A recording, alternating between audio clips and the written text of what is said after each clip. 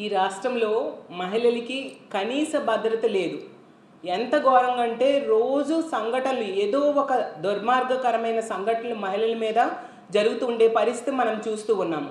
మహిళల మీద, ఆడబిడ్డల మీద, ముఖ్యంగా మైనర్ బాలికల మీద అఘాయిత్యాలు ఈ విధంగా వినాల్సిన దురదృష్టకరమైన పరిస్థితి ఈ కూటమి ప్రభుత్వం అధికారంలోకి వచ్చాక ఈ ఆంధ్రప్రదేశ్ రాష్ట్రంలో నెలకొని ఉంది. ఒక మహిళా హోమ్ మినిస్టర్గా ఉన్న రాష్ట్రంలో 3 పార్టీలు కలిపి పరిపాలిస్తూ ఉన్న ఈ రాష్ట్రంలో ఇలాంటి సంఘటనలు రోజు వినాల్సి రావడం చాలా దురదృష్టకరం.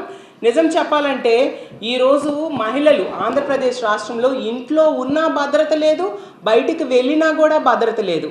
ఇలాంటి అఘాయిత్యాలు కొనసాగుతూనే ఉన్నాయి.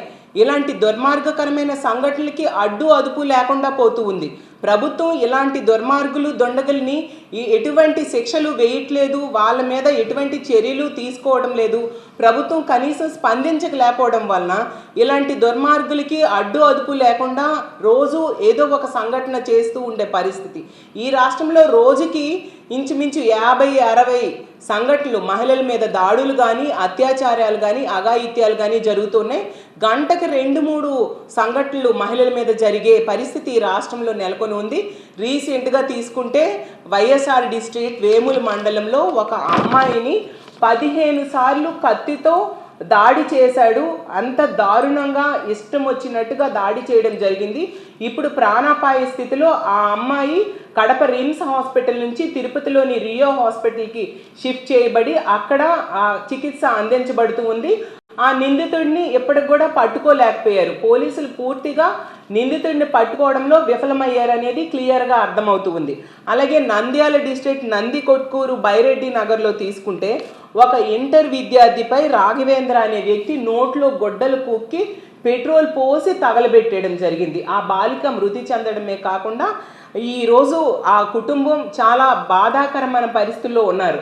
హోమ్ మినిస్టర్ గారు ఒక మహిళ అయ్యుండి కూడా కనీసం పరామర్శలకు ఎక్కడికి వెళ్ళట్లేదు, ఆ కుటుంబాలకి ధైర్యం చెప్పట్లేదు. ఎంతసేపు రాజకీయ ప్రెస్ మీట్స్కి ఆవిడ పరిమితం అవుతూ ఉన్న పరిస్థితి మనకు క్లియర్గా కనిపిస్తూ ఉంది.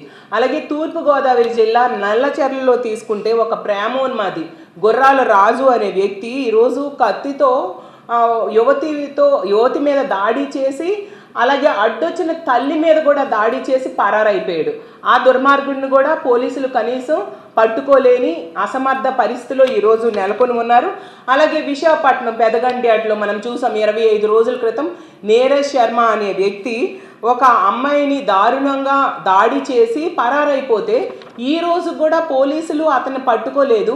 ఆ బాలిక కుటుంబం మళ్ళీ వచ్చి ఎక్కడ దాడి చేస్తాడా, ఏమైనా దుర్మార్గకరమైన చర్యలు చేస్తాడా అని చెప్పి భయపడుతూ ఉన్నారు. పోలీసులు చెప్తున్నారు ఆ వ్యక్తి అంట సెల్ ఫోన్ వదిలేసి వెళ్ళిపోయాడంట, సెల్ ఫోన్ లేకపోవడంతో మేము పట్టుకోలేము అని చెప్తున్నారు. అంటే పోలీసులు ఎంత అసమర్థతతో వ్యవహరిస్తూ ఉన్నారు అనేది మనకు క్లియర్గా అర్థమవుతుంది. ఇలా వరుస సంఘటనలు రోజు వినాల్సిన పరిస్థితి ఈరోజు ఈ రాష్ట్రంలో ఉంది. గతంలో మనం చూసాం జగన్మోహన్ రెడ్డి గారు దిశ వ్యవస్థ అంటే ఒక దిశ యాప్, దిశ పోలీస్ స్టేషన్స్, మహిళా పోలీసులు, 0 FIRలు ఇలాంటివన్నీ ఒక దిశ వ్యవస్థను తీసుకొచ్చి మహిళల రక్షణ కోసం ఒక పటిష్టమైన వ్యవస్థని ఈ రాష్ట్రంలో ఏర్పాటు చేస్తే వాటన్నిటినీ ఈరోజు నిర్వీర్యం చేశారు. ఈ కూటమి ప్రభుత్వం అధికారంలోకి వచ్చిన దగ్గర నుంచి కూడా దిశ యాప్ లేదు, దిశ పోలీస్ స్టేషన్స్ లేవు అని పదే చెప్పడంతో ఇలాంటి దుర్మార్గులు వాళ్ళకి భయం లేకుండా పోయి ఈ విధంగా మహిళల మీద అత్యాచారాలు, హత్యలు, దాడులు నిత్యం చేస్తూ మహిళల్ని వేధింపులకు గురి చేస్తూ ఉండే పరిస్థితి మనకు క్లియర్గా కనిపిస్తుంది. ముఖ్యంగా దీనికి ముఖ్యమైన కారణాలు ఏంటంటే ఈ రాష్ట్రంలో ఉన్న పోలీసుల్ని మహిళల భద్రత కోసం, ప్రజల రక్షణ కోసం ఈ ప్రభుత్వం ఉపయోగించట్లేదు. పోలీసుల్ని ఎంతసేపు కూడా ప్రతిపక్ష పార్టీ తాలూకా నాయకులు, కార్యకర్తల మీద ఏ విధంగా తప్పుడు కేసులు పెడదాం, వాళ్ళని ఏ విధంగా వేధించాలి అనే దానికే పోలీసుల్ని ఉపయోగిస్తూ ఉన్నారు తప్ప పోలీసులకి స్వేచ్ఛ ఇచ్చి మహిళల రక్షణ కోసం వాళ్ళని ఉపయోగించట్లేదు. అలాగే తీసుకుంటే ఈరోజు మద్యం అనేది రాష్ట్రంలో విచ్చలవిడిగా పారుతూ ఉండే పరిస్థితి. వీధికి ఒక బెల్ షాప్స్ని ఏకంగా వేలం వేసి మరీ పెడుతూ ఉండే పరిస్థితి ఈ రాష్ట్రంలో నెలకొని ఉంది. విద్యార్థులు మద్యం తాగి స్కూల్కి వెళ్తున్నారంటే ఆదోనిలో మనం చూసాం, ఒక విద్యార్థి మద్యం తాగి స్కూల్కి వెళ్ళాడు. ఇలా ఎన్నో దగ్గరలో ఇలాంటి సంఘటనలు. అంటే మద్యం ఎంత విరివిగా దొరుకుతూ ఉంది అనేది మనం అర్థం చేసుకోవచ్చు. మద్యం అస్సలు కంట్రోల్లో లేని లేని పరిస్థితి. అలాగే ఇంకో విషయం ఏంటంటే గంజాయి ఈ రాష్ట్రంలో కూటమి ప్రభుత్వం ఏర్పడాక 100 రోజుల్లో మేము రూపుమాపుతామని ప్రెస్ మీట్స్ పెట్టి స్టేట్మెంట్స్ ఇచ్చారు హోమ్ మినిస్టర్ గారు. చూసుకుంటే గంజాయి విచ్చలవిడిగా సాగు చేస్తూ ఉండే పరిస్థితి.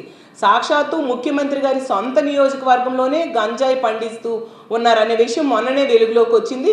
విశాఖపట్నంలో అయితే కేజీహెచ్ బ్యాక్ సైడే గంజాయి పండిస్తూ ఉన్నారు. ఎక్కడ పడితే అక్కడ గంజాయి. జైల్లో ఉన్న ఖైదీలకు కూడా గంజాయి సప్లై అవుతూ ఉంది. అంటే ఎంత దారుణమైన పరిస్థితులు ఈ రాష్ట్రంలో నెలకొని ఉన్నాయి.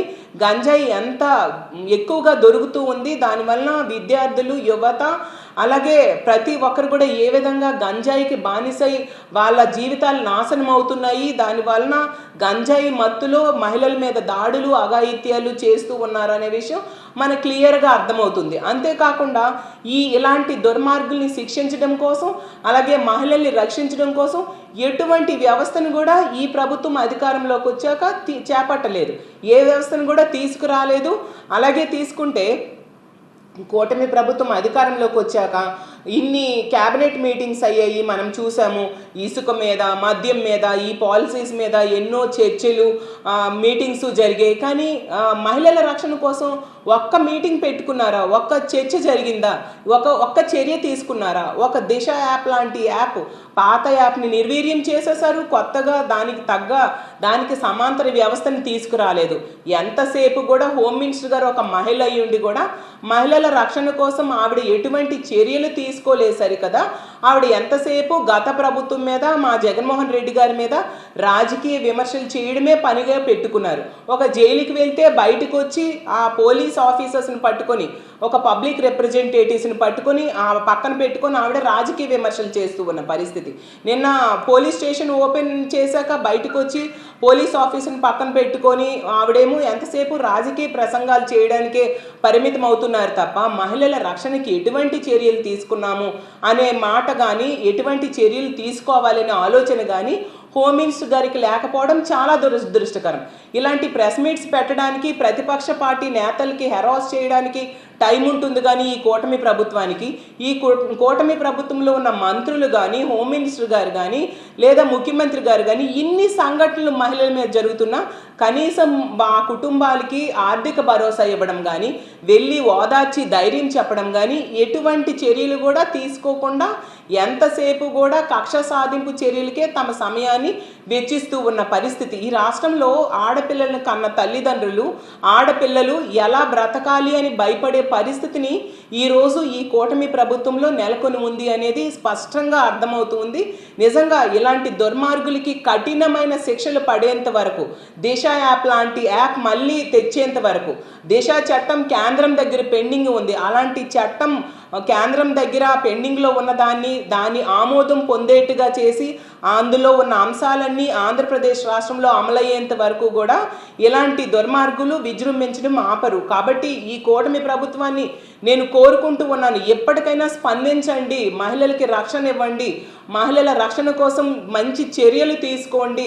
ఈరోజు ఆంధ్రప్రదేశ్ రాష్ట్రంలో మహిళలు ఎలా బ్రతకాలా అని భయపడే పరిస్థితి నెలకొంది. గతంలో జగన్మోహన్ రెడ్డి గారు తీసుకొచ్చిన దిశ వ్యవస్థని మళ్ళీ పునరుద్ధరించండి, ఈ మహిళలకి రక్షణ కల్పించండి అని మా వైఎస్ఆర్ కాంగ్రెస్ పార్టీ తరపున డిమాండ్ చేస్తూ ఉన్నాను.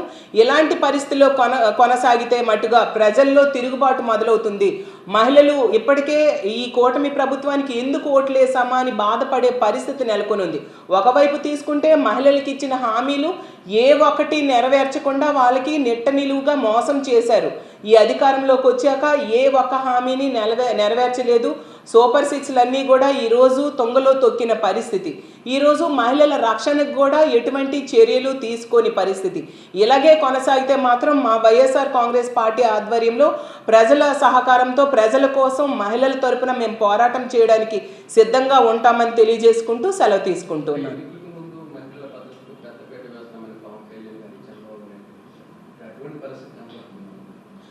అసలు ఈ రాష్ట్రంలో వాళ్ళు మాటలకే పరిమితమయ్యారు తప్ప ఈ కూటమి ప్రభుత్వంలో చంద్రబాబు నాయుడు గారైనా, పవన్ కళ్యాణ్ గారు కానీ, హోమ్ మినిస్టర్ గారు కానీ, అవి చేతల్లో ఎక్కడా కనిపించలేదు. హోమ్ మినిస్టర్ గారు అయితే ఈ కూటమి ప్రభుత్వం అధికారంలోకి వచ్చేసింది, ఇంకా మహిళలందరూ ప్రశాంతంగా నిద్రపోవచ్చు అని చెప్పారు.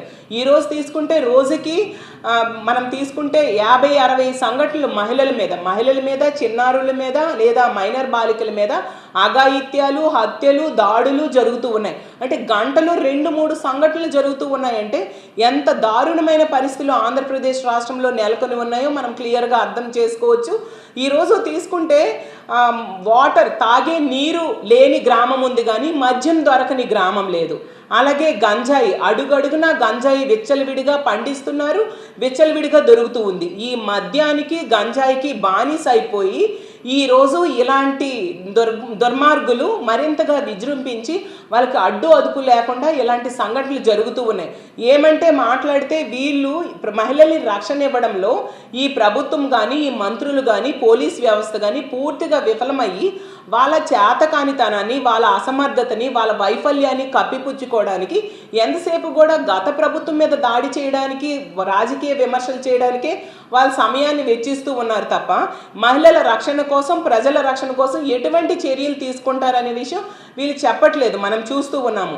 ఎంతసేపు కూడా రాజకీయ విమర్శలు, ప్రతిపక్ష నేతల మీద ఏ విధంగా కక్ష సాధింపులు చేయాలి, పోలీసుల్ని ఏ విధంగా ఇలాంటి కక్ష సాధింపులకు వాడుకోవాలి అనే దాని మీదే వీళ్ళు దృష్టి కేంద్రీకరిస్తున్నారు తప్ప ఎటువంటి వ్యవస్థను కూడా మహిళల రక్షణ కోసం తీసుకురాలేదు. అందువల్లనే ఇలాంటి సంఘటనలు రోజు రోజుకి కొనసాగుతూ ఉన్నాయి, పునరావృతం అవుతూ ఉన్నాయి. మహిళలు ఈరోజు ఆడపిల్లలు గడప దాటి బయటికి వెళ్ళలేని పరిస్థితి. ఇంట్లో ఉన్నా కూడా ఆ రోజు హిందూపురంలో చూసాం, అత్త కోడల్ని ఇంట్లో ఉన్న వాళ్ళకి మీద అత్యాచారం చేయడం జరిగింది. కనీసం ప్రభుత్వం ఏమి స్పందించింది?